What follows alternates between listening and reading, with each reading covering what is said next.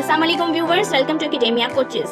The topic of my today lecture is classification of viruses on the basis of replication properties. On basis of replication properties and site of replication जैसे कि मैंने आपको बताया कि जो viruses होते हैं वो रेप्लिकेट करते हैं within the host cell. So हम क्लासीफाई करते हैं वायरसेस को उस बेसिस पे कि ये होस्ट सेल में कहां पे जाके रेप्लिकेट करेंगे.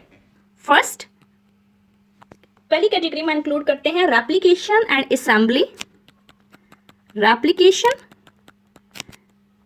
असेंबली. असेंबली मीन कि इनकी जो फॉर्मेशन होती है और फुली असेंबल्ड होता है viruses in cytoplasm of host. जब वायरस होता है वो रेप्लिकेट भी होता है साइटोप्लाज्म में और असेंबली भी होती है इन साइटोप्लाज्म में. तो इसमें इंक्लूड करते हैं हम ऑल आरएनए वायरसेस. जितने भी आरएनए वायरसेस हैं उनको हम इंक्लूड करते हैं इन कैटेगरी जो कि असेंबल भी होते हैं और रेप्लिकेट भी होते हैं within the cytoplasm of host, except influenza viruses. Influenza viruses जो है वो भी आरएनए वायरसेस हैं लेकिन वो इस कैटेगरी में फॉल नहीं करते. जितने सारे आरएनए वायरसेस होते हैं वो इसी कैटेगरी में फॉल करते हैं कि वो रेप्लिकेट भी होते हैं साइटोप्लाज्म में और असेंबल भी होते हैं. लेकिन जो इन्फ्लुएंजा वायरस है उसको हम इस कैटेगरी में इंक्लूड नहीं करते. And at number 2, the classification on the basis of replication properties, viruses that replicate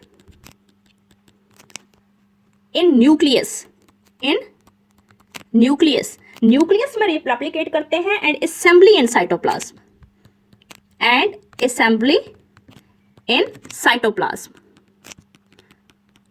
of host cell.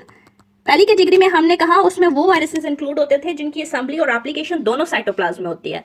लेकिन सेकंड में हमने कहा कि वो वायरसेस जो रेप्लिकेट करते हैं विद इन द न्यूक्लियस लेकिन असेंबल होते हैं इन the cytoplasm. And examples include influenza viruses,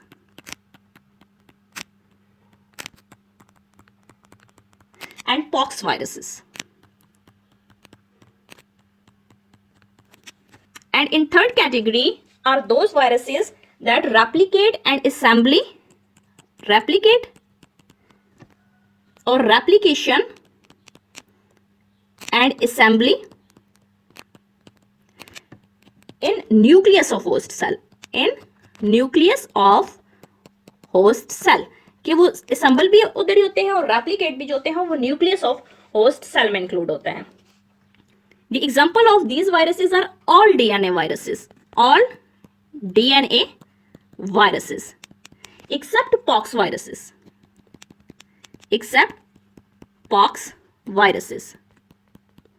कि पॉक्स वायरसेस होते हैं वो इस कैटेगरी में नहीं आते. ऑल डीएनए वायरसेस इंक्लूड होते हैं लेकिन पॉक्स वायरसेस जो होते हैं वो इस कैटेगरी में नहीं आते. Now, fourth is virus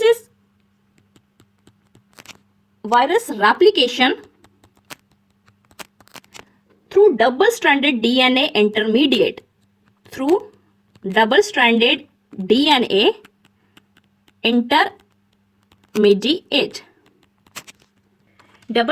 DNA intermediate जो होता है वो वाला इंटरमीडिएट होता है जो टारगेट करता है डीएनए ऑफ द सेल को.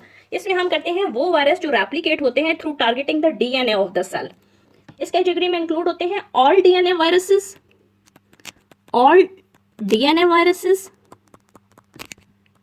रिट्रोवायरसेस and some tumour causing RNA viruses.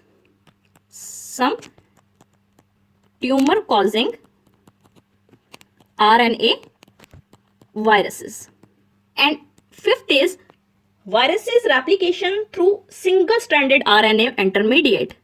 इसमें हम वो वायरस होते हैं जो रेप्लिकेट करते हैं through single stranded RNA intermediate.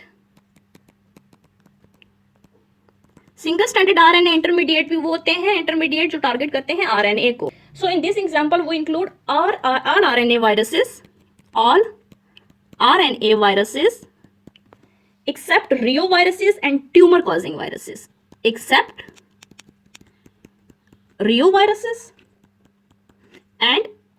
Tumour causing viruses, tumour causing viruses.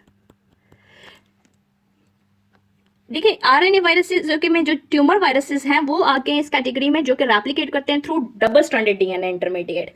सो जब ऑल आरएनए वायरसेस हैं वो through single stranded RNA intermediate replicate होते हैं, लेकिन उसमें से ट्यूमर कॉजिंग वायरसेस इस कैटेगरी से निकल के डबल स्ट्रैंडेड डीएनए की कैटेगरी में फॉल करते हैं। So viewers, my today lecture was about the replication of viruses or classification of viruses on the basis of replication and site of replication. Thank you so much viewers and Allah Hafiz. Do not forget to subscribe my channel for latest and more relevant videos. Thank you.